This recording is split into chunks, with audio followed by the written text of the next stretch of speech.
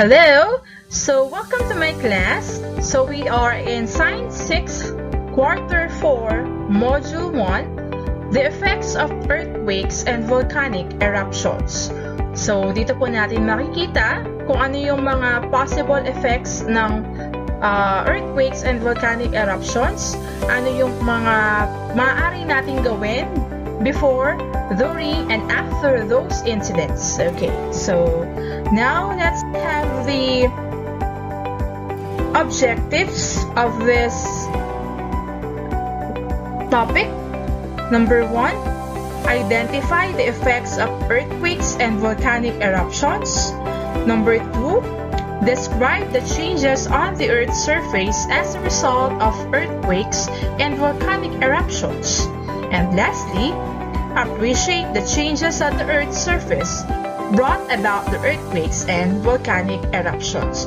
So after this topic, after the discussion of this topic, these are the 3 objectives that we will target. Okay, so let's read it first.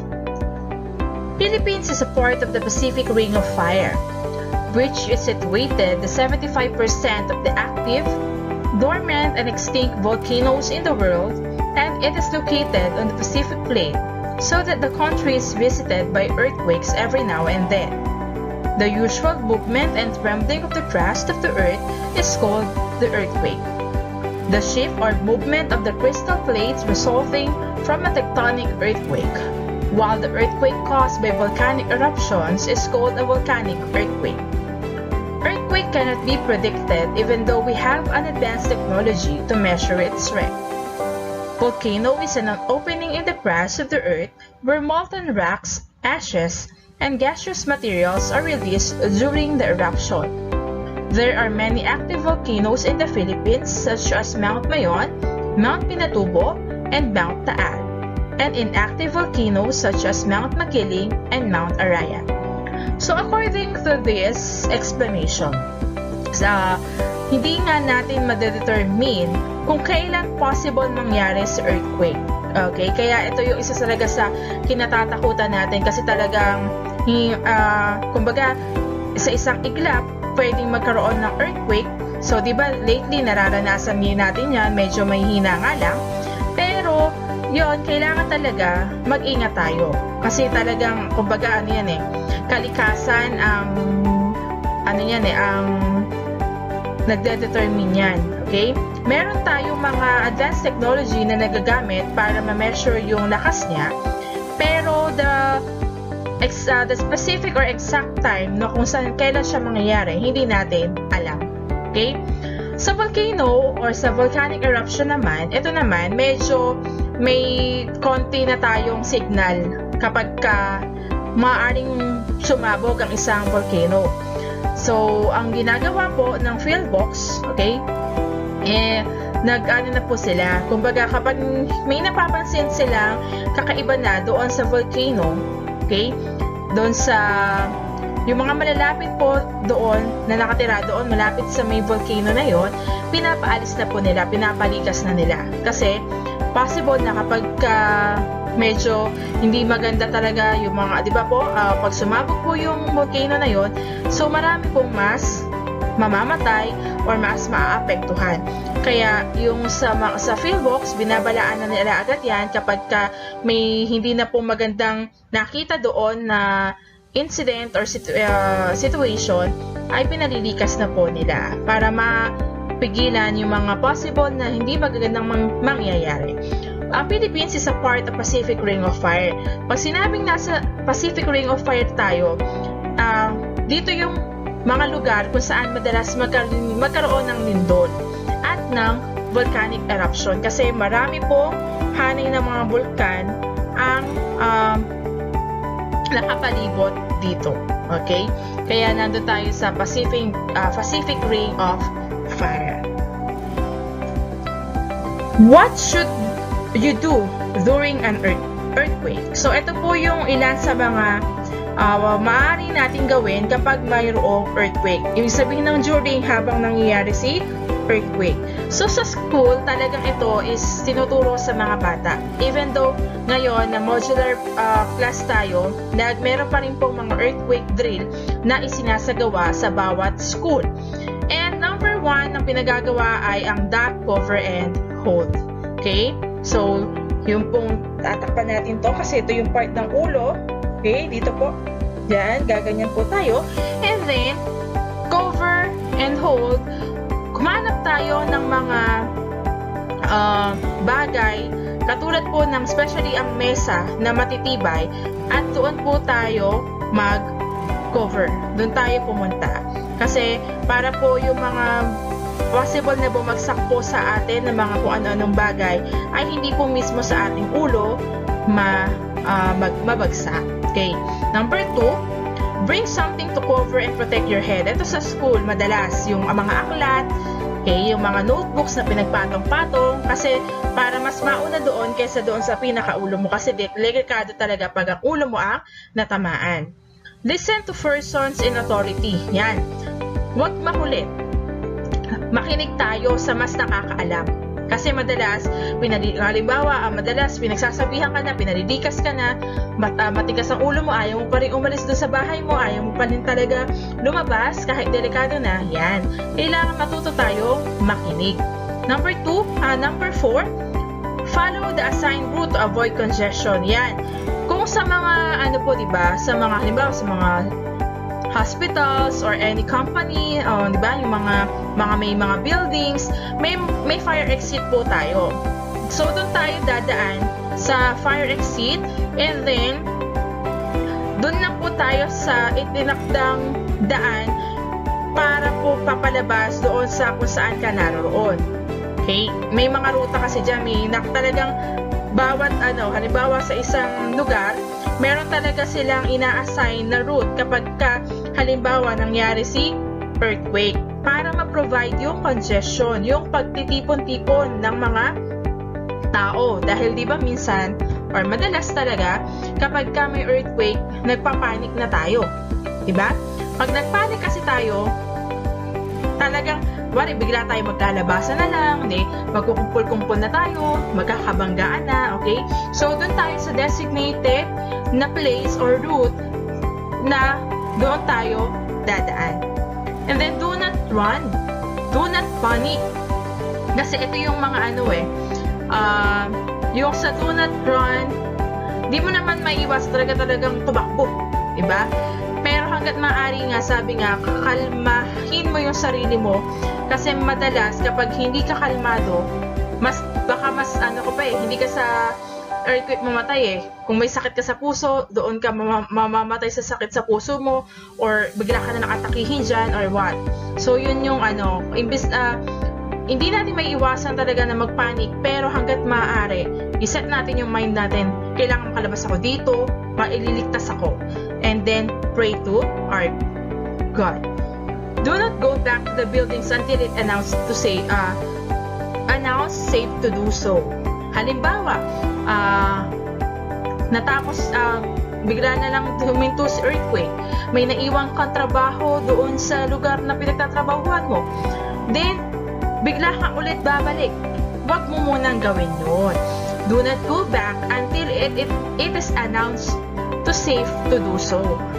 Antayin mo munang merong mga announcement na pwede nang bumalik kasi may mga aftershocks yan eh. So yung mga yung mga authorized na magsabi sa inyo, hintayin nyo yung sasabihin nila bago kayo bumalik. Kasi hindi mo maiwasan, halimbawa, meron nga mga aftershocks, andun ka, nung una nakalabas ka, pangalawa hindi na. So, hintayin mo muna para safe ka. Next po, before the earthquake naman, ito yung mga pwede natin gawin bago po yung earthquake. Halimbawa, meron kasi nga dahil advanced technology tayo, meron pong na-identify na rin na possible na magkaroon ng earthquake tomorrow. Halimbawa, gano'n. So, maging handa na tayo. Okay? Sabi nga, it's better na maging preventive ka kesa po sa biglaan na lang, no? Na wala kang, hindi ka handa. Know the hazard, Familiarize yourself with earthquake hazards in your area. Halimbawa, nandun ka sa isang community, saan alamin mo saan possible na pwedeng magpunta kapag may earthquake, kasi iniiwasan dyan yung mga lugar na kung saan maraming pwedeng bumagsak.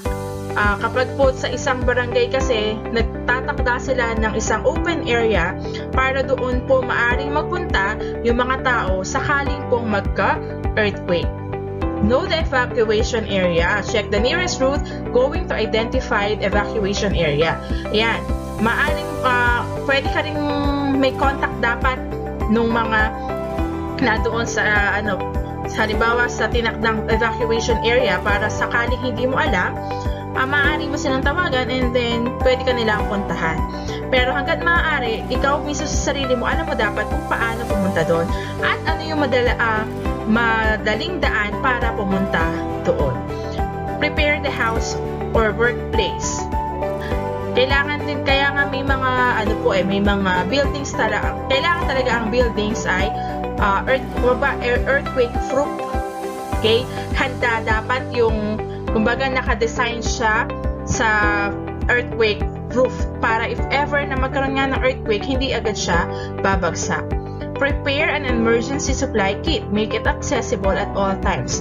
Kung hanggat maaari, magkaroon kayo ng isang kit, isang bag na nandoon yung mga emergency supply kit. Halimbawa, meron kayong mga gamot, may tubig, okay, may flashlight, yan yung mga emergency kit na maaari mong ilagay doon sa iyong bag.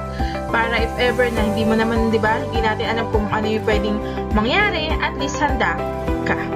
And then, prepare and learn to use the first aid kit, fire extinguishers, alarm, switching off, water lines, gas tanks, and circuit breaker. Halimbawa kasi, biglaan nga yan. So, kung alam mo yung mga paraan ng para doon sa pagsasara ng gas tanks, and then pagbababa ng circuit breaker para if ever na wala ka man sa bahay, alam mo safe pa yung bahay mo na hindi magkakasunog or what. And then switch off mo lahat kung yung time na yon ay may time ka pa na gawin yan, kailangan magawa mo siya para nga iwan mo man yung bahay mo, safe siya sa sunog. And then, yung sa mga water lines, yan. And then, fire extinguishers, kung meron sa bahay, the best yan. Kung mayroon ka namang access, ganyan. Kasi, yung makakatulong din sa'yo kapag naman sa, kapag halimbawa, kailangan. And then, first aid kit. Participated during drills. Regularly practice the evacuation procedure. Ito, nagkakaroon tayo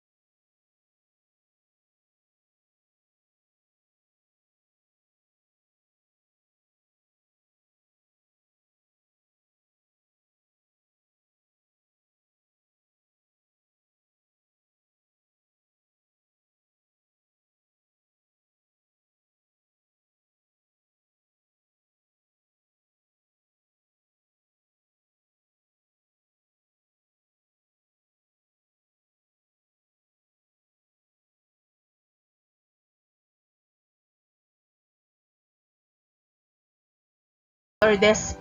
Yan yung madalas talaga kasi yung mga lamesa na matitibay. Hindi yung mga plastic kasi madali yang masira. And then keep away from the glass furniture. Iwas kayo doon sa mga salamin kasi halimbawa yung mga possible talaga yan na mag-broke yan Okay? So, windows that may break, yan. Possible yan, mas matutubog pa yan, ganyan. Keep away from the falling objects. Yun nga, kaya nga sa mga evacuation area, iniiwasan na hindi siya open area na maraming kailangan na pwedeng bumagsak kasi yun ang iniiwasan yung mga maaari bumagsak sa'yo. Hold on to something until the shaking has stopped. Yan. And then this are things naman na pwede mong gawin after an earthquake. Once the shaking stops, watch out for furniture or debris that have become loose and might fall. Okay, halimbawa, in-announce na, sige, pwede na ulit kayong pumasok, pwede na ulit kayong, halimbawa, safe na pwede na kayong bumalik sa inyong mga tahanan. Una mong gawin, tignan mo yung mga gamit mo sa bahay. Ano yung nakita mo ay naiba yung place niya. Okay? So, lalo yung mga furniture na maaaring bumagsak, yan, gawin mo agad. Be on the alert for potential fires, gas leaks, and damage to electrical system. Shut off the main gas and electricity lines. Ayan, i-check mo muna yung mga electricity lines kasi pagka nagkaroon ng earthquake, yan, pag magkakaroon ng shaking of the ground, so may possible na yun nga, nagalaw yung mga bagay sa bahay mo, so i-check mo lahat. Slowly and calmly evacuate the house, building using the stairs or emergency exit. Gather at the designated assembly points clear from tall structures such as power lines and buildings. Check if there are missing people in your group and authorities can be alerted immediately. Kaya lagi dapat alam mo kung sino yung members of the family, yung kasama mo, para alam mo sino yung nawawala. So, pagka ganun po, maaari kayong tulungan ng mga police or sino mang may authority doon sa lugar ninyo. Kung may mga barangay tanod, sila yung maghahanap ng nawawalang kaanak mo. And then, effects of earthquakes. Earthquakes may destroy properties such as the houses, buildings, bridges, dams, roads, and any weak infrastructures. Loss of life was the saddest effect the earthquake could have had. Loosened rocks and soil along steep and mountainous areas may also cause landslide. At yung mga possible effect niya. Siyempre, yun nga, kapag medyo malakas si earthquake, talagang nakakasira siya ng mga bahay, buildings, mga tulay. Kasi nagbe-break yan okay? Because of the shaking of the ground. Landslide. Yan, kadalasan yan, landslide. Gumuguho talaga yung mga lupa. And then sa mga sa mga nearby shorelines or sa mga dagat, malalapit sa dagat, okay?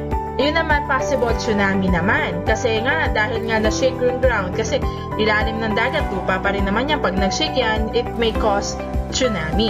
Yan namang tsunami na yan, yan naman yung nag-originate sa sea, okay, under the sea, and yung powerful waves were produced that can spread across the ocean and reach the shallow water near the land. Pagka-tsunami, nakakatakot naman yung napakataas na wave na mapupunta po sa ating shorelines sa dalampasigan na mag-wash out naman sa mga bahay na malalapit doon. Kaya nga sa mga ganyan, lalo sa mga malalapit sa dagat, iwas na tayo kapag nakaramdam na tayo na earthquake. Kasi yun yung mga possible na sumunod pa na mangyari, yung tsunami.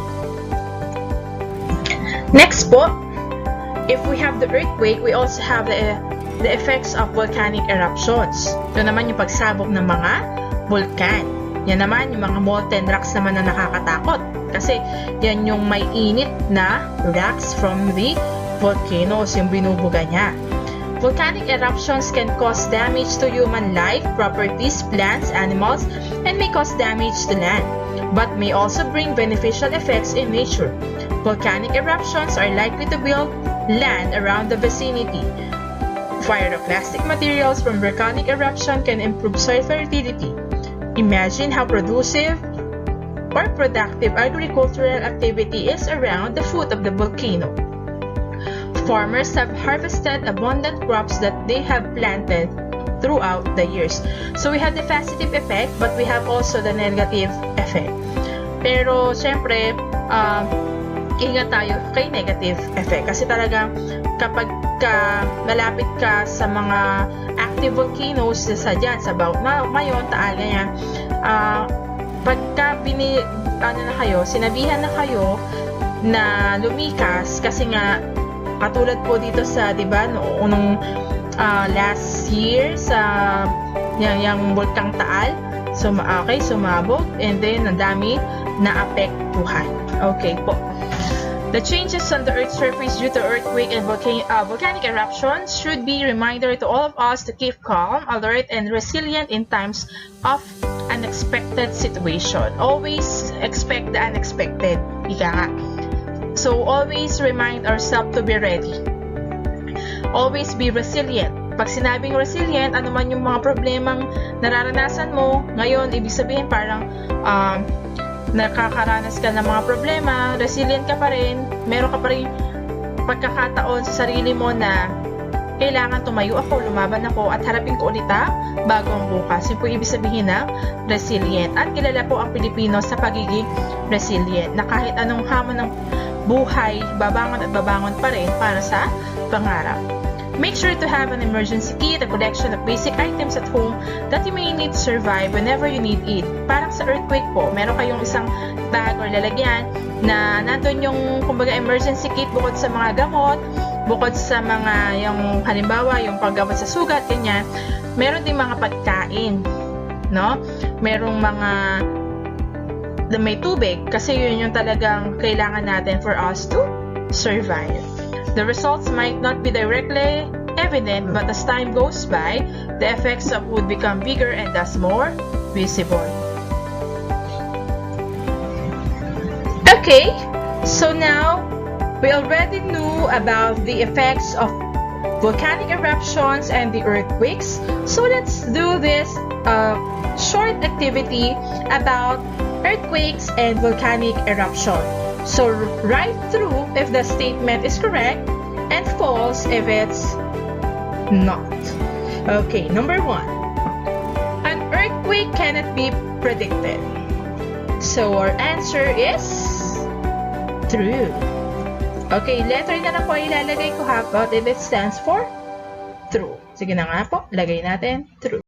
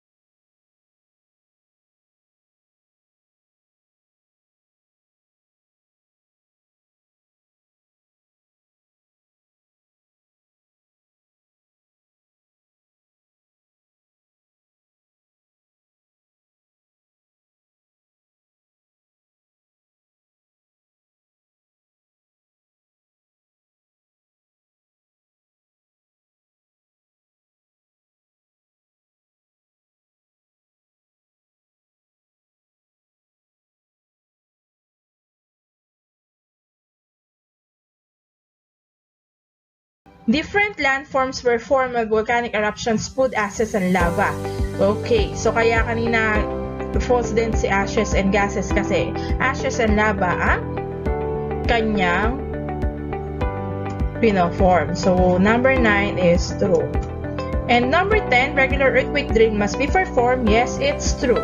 Para maging familiar tayo sa mga bagay na possible na gawin kapag ka may earthquake. So this is just a simple activity about the earthquake and volcanic eruptions na dinascuss ko kanina. Kaya sana po ay mayroon po kayong natutunan, and then Thank you for watching, and then don't forget to subscribe Yakin0604 para po marami po akong videos na maaari po i-share sa inyo. Hanggang sa muli, bye-bye!